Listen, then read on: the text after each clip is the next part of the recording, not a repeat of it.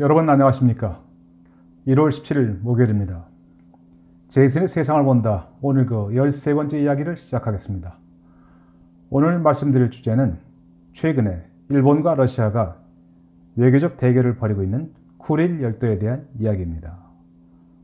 일본은 1945년 이래 러시아가 영유권을 갖고 있는 쿠릴 열도 남단에 위치한 4개 섬의 반환을 지속적으로 요구해 왔습니다. 쿠릴 열도 분쟁의 배경 및 진행 상황, 그리고 향후 전망을 한번 살펴보겠습니다. 쿠릴 열도 또는 북방 영토라고 부르는 문제는 러시아와 일본 사이의 영토 분쟁입니다.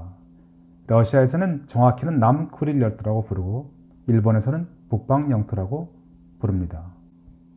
이 지역은 일본 홋카이도에서 러시아 감차카 반도 사이를 잇는 지역입니다.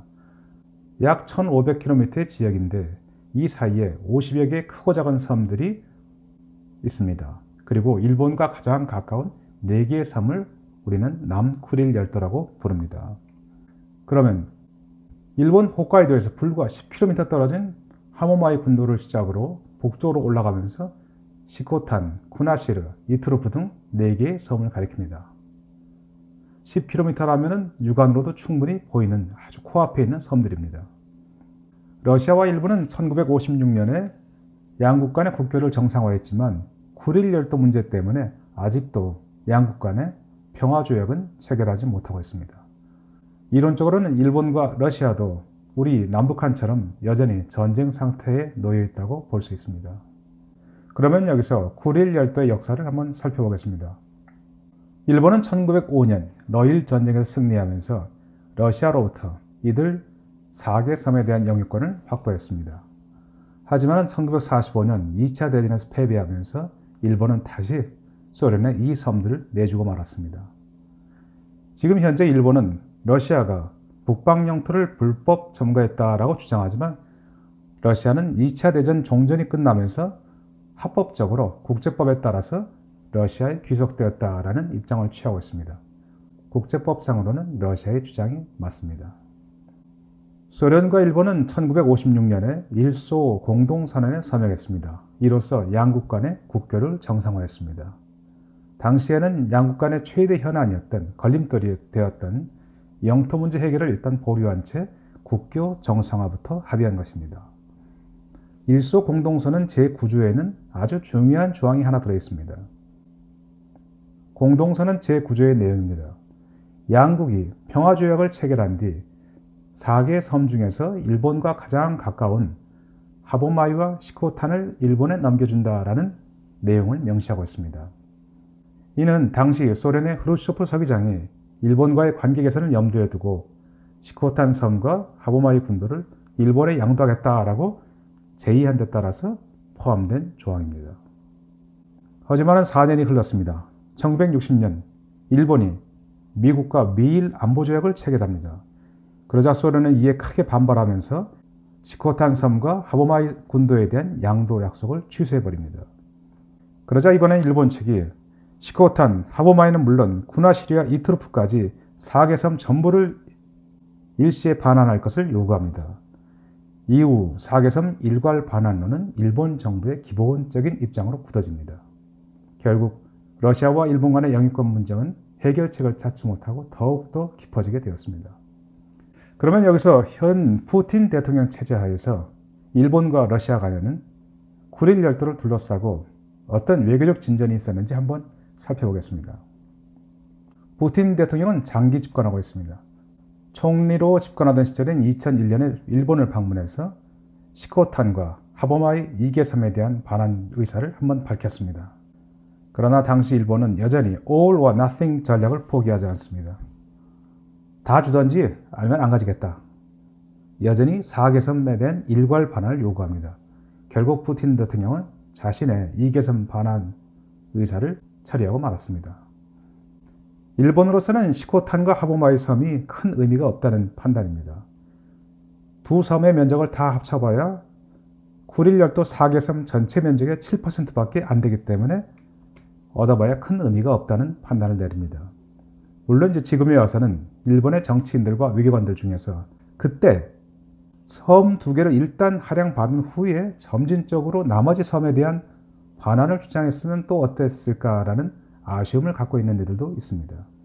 자, 이렇게 지지부진하던 일본과 러시아 간의 쿠릴 열도 분쟁, 북방 영토 문제가 작년 하반기에 갑자기 언론의 조명을 받게 되었습니다. 작년 9월입니다. 푸틴 대통령은 러시아 블라디보스토크에서 열린 동방경제 포럼에서 아베 총리에게 아주 솔깃한 제안을 내놓았습니다. 2018년 말까지 아무런 조건 없이 러시아와 일본이 평화조약을 맺읍시다.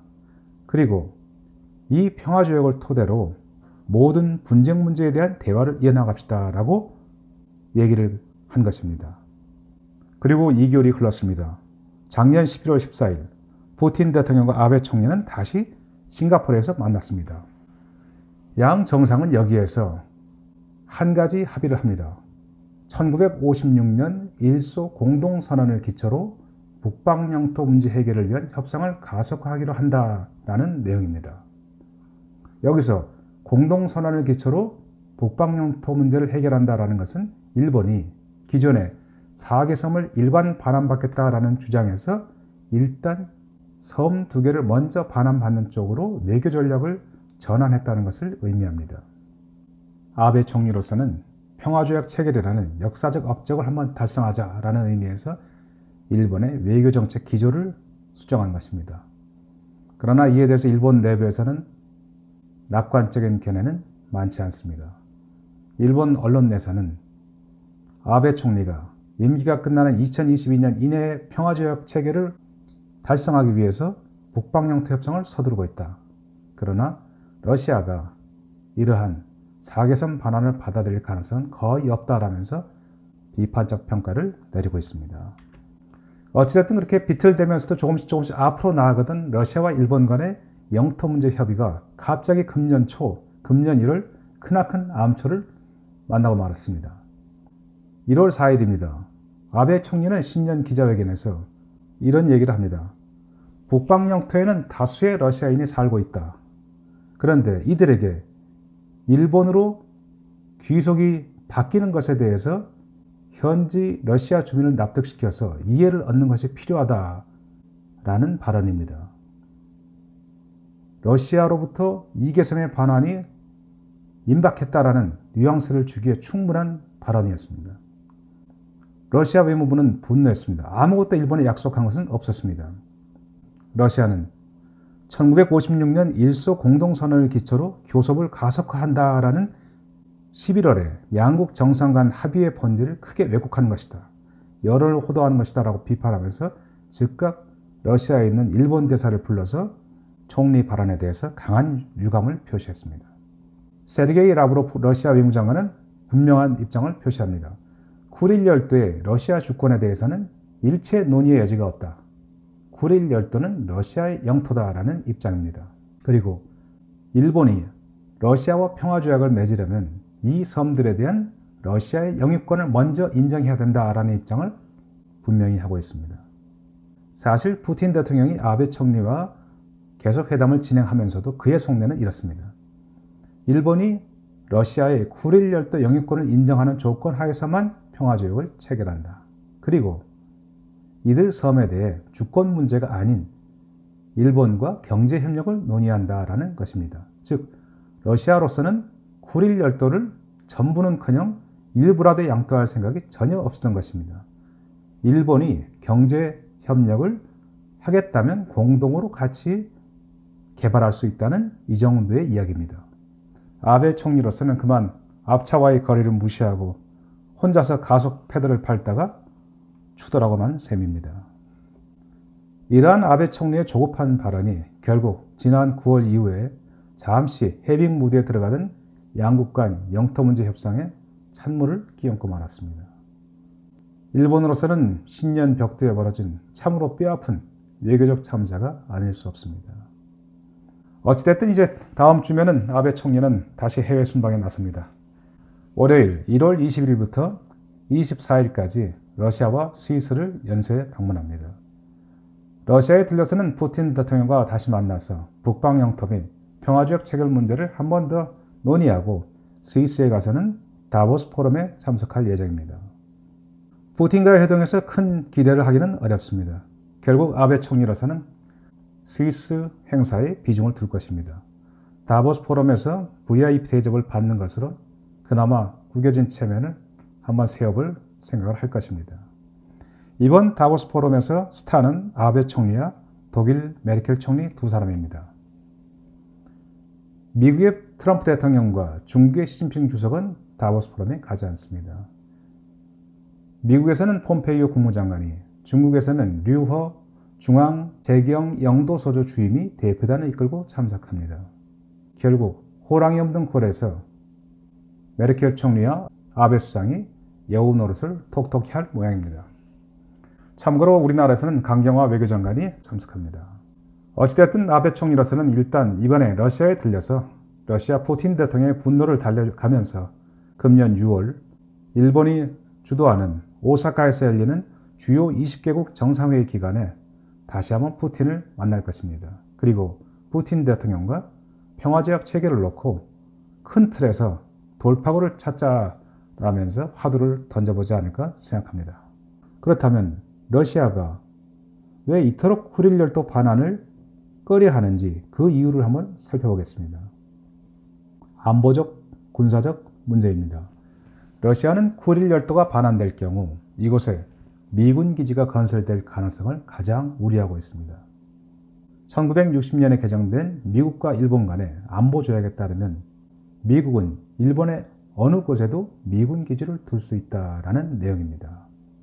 그리고 2017년에 일본의 기시다 후미오 외상은 북방 영토가 반환될 경우 미일 간 공동 방위를 규정한 미일 안보조약 5조가 적용될 것이다 라고 밝힌 바 있습니다. 물론 아베 총리도 이런 일본의 입장에 대해서 러시아 측이 갖는 우려를 잘 알고 있습니다. 그래서 아베 총리는 작년 11월 일러 정상회담에서 이렇게 푸틴 대통령에게 얘기합니다.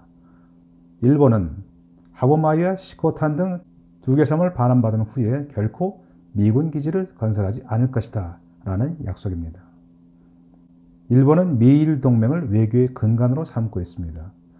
만일 아베 총리가 푸틴 대통령에게 이러한 약속을 했다면 이는 참으로 파격적인 제안이 아닐 수 없습니다. 그러나 과연 그게 일본의 뜻대로 될 수 있을까요? 미국이 러시아로부터 반환받은 섬에 미군 기지를 설치하겠다라고 했을 때 일본이 끝까지 반대할 수 있느냐 하는 문제는 여전히 숙제입니다. 2016년에 아베 총리의 측근인 야치 쇼타라 국가안전보장국장은 푸틴 대통령 측근에게 미군 기지 설치 가능성이 있다라고 말한 바도 있습니다. 한편 러시아는 최근에 극동지역이 가진 전략적 위치 및 군사적 중요도를 새롭게 인식하고 있습니다.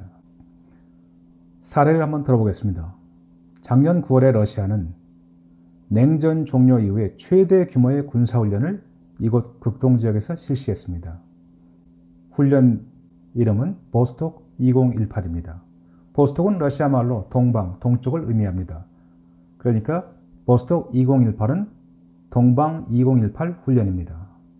이 훈련에는 29만 7천 명의 병력, 각종 항공기 1000대, 탱크, 야포 등 3만 6천 대, 그리고 80척의 함정이 동원되었습니다.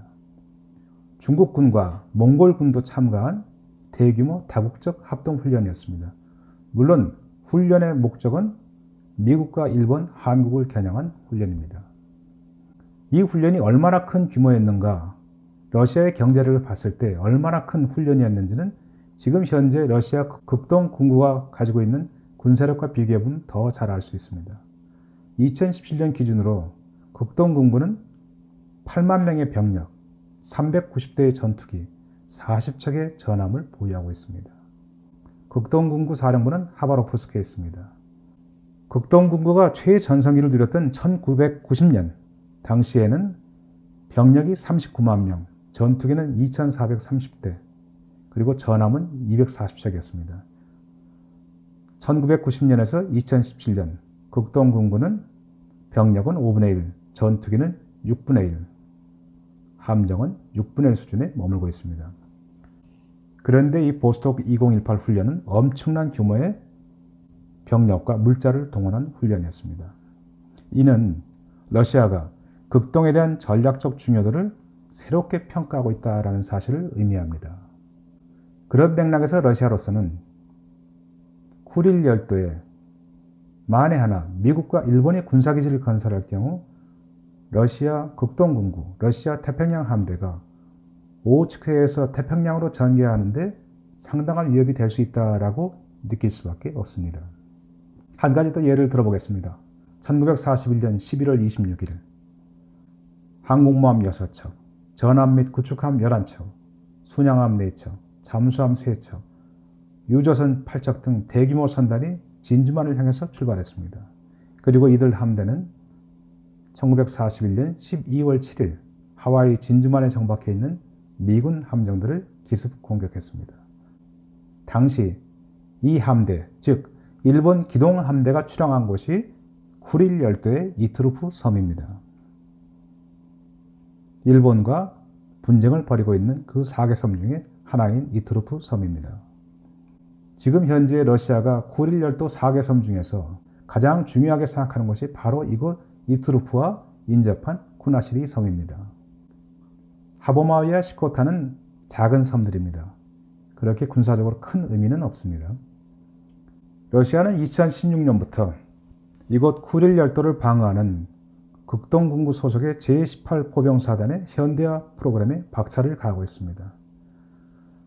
18 포병사단의 무기는 당시 형편없었습니다. 사단의 해안포는 심지어 2차 세계대전 때 사용하던 스탈린 전차의 전차포를 그대로 갖다 쓰고 있었고 병력도 사단이라고 하기에는 좀 형편없는 불과 3,500명에 불과했습니다. 그러나 이제 2016년부터 러시아는 군사력을 대폭 강화합니다. 이 트루프 섬에는 사정거리가 300km가 넘는 최신형 바스티온 미사일을 배치했습니다. 그리고 쿠나시리 섬에는 역시 사정거리가 130km인 지대함 미사일 시스템 발을 배치했습니다. 특히 이 트루프에 설치된 바스티온 미사일은 방어 무기인 동시에 공격 무기입니다. 바스티온은 오호츠크의 대부분을 사정권 안에 두고 있고 쿠나시리 섬에 설치된 발은 홋카이도 북부를 포함하고 있습니다. 전쟁이 벌어질 가능성은 희박하지만 만에 하나 유사시 일본의 홋카이도까지도 타격이 가능하다는 이야기입니다. 그리고 러시아는 또 작년 1월, 2018년 1월 이투르프 공항을 민간 및 군 겸용 공항으로 지정했습니다. 그리고 작년 8월에는 세대의 수호이 35 전투기를 배치했습니다. 차츰차츰 러시아는 이 쿠릴 열도의 중요성을 인식하고 있습니다. 적어도 어떤 경우에도 러시아가 4개 섬 중에서 최소한 이투르프와 쿠나시리만큼은 일본에 반환할 가능성은 이제 거의 없다고 볼 수 있습니다. 러시아 태평양 함대의 사령부는 블라디보스토크에 있습니다. 동해안입니다. 여기에 있는 러시아 함정과 잠수함이 태평양 먼 바다로, 넓은 바다로 빠져나가기 위해서는 3가지 루트가 있습니다. 남쪽으로 한국과 일본을 사이에 둔 대한해협을 통과하거나 아니면 일본 북쪽 소야 해협 또는 스가루 해협을 통과해야만 합니다. 그러나 소야 해협과 스가루 해협은 모두 미군과 일본 자위대 감시기지가 촘촘히 박혀 있는 곳입니다. 러시아 함대는 사할린과 일본 홋카이도 사이를 지나는 소야 해협을 통해서 오츠크해로 나아가고 일본의 홋카이도와 일본 본섬 혼슈 사이를 가르는 스가루 해협을 통과해야만 비로소 태평양으로 빠져나갈 수 있습니다. 러시아로서는 수상함과 잠수함의 운영에 상당한 제약 요인이 되는 것입니다. 이를 감안해서 최근 러시아는 이투르프 섬에서 조금 더 북쪽에 위치한 쿠릴 열도 한가운데 마투아 섬에 해군 기지를 건설하는 문제를 적극 검토 중입니다. 이곳은 미국과 일본의 감시망을 피해서 오호츠크 해와 태평양을 자유로이 오갈 수 있는 곳입니다. 이제 쿠릴 열도는 전쟁이 발발했을 경우 러시아 극동군구 및 태평양 함대의 운명을, 성패를 가를 수 있는 그러한 전략적 위치에 놓여 있습니다. 마무리하겠습니다. 러시아는 2014년에 우크라이나 사태를 계기로 러시아 흑해함대가 주둔한 크림반도를 확보했고 시리아 사태에 개입하면서 동지중해 해안에 해군 기지와 공군 기지를 확보했습니다. 이제 러시아는 일본과 미국의 위협에 맞서서 쿠릴 열도에 대한 군사력 현대화를 계속해서 추진할 것입니다. 쿠릴 열도는 양날의 칼입니다. 내 손에 있으면 능히 상대편을 압박하지만 그 칼이 상대편에 넘어가면 내가 꼼짝 못하고 당할 수 있는 중요한 위치입니다. 그런 의미에서 러시아는 결코 쿠릴 열도를 포기하지 않을 것으로 보입니다. 아베 총리가 아무리 커다란 경제 보따리를 들고 쿠릴 열도 반환을 사정한다 하더라도 푸틴 대통령으로부터 러시아로부터 립 서비스 이상을 기대하기는 어렵지 않나 싶습니다. 러시아가 일본과 미군 기지가 있는 홋카이도를 겨누면서 동시에 자국 함대의 태평양 진출 통로인 쿠릴 열도를 포기할 것으로 생각하기는 어렵습니다. 어쩌면 요즘 군사력 키우기에 한참 열을 올리고 있는 아베 총리와 일본이 떡줄 사람은 생각도 하는데 너무 일찍 김칫국을 마신 건 아닌가 싶습니다. 아베 총리는 다음 주 러시아와 스위스를 방문하면서 스위스에 좀 더 포인트를 둘 것 같습니다. 다보스에 대한 이야기는 다음에 한번 전해드리겠습니다. 끝까지 시청해 주셔서 감사합니다.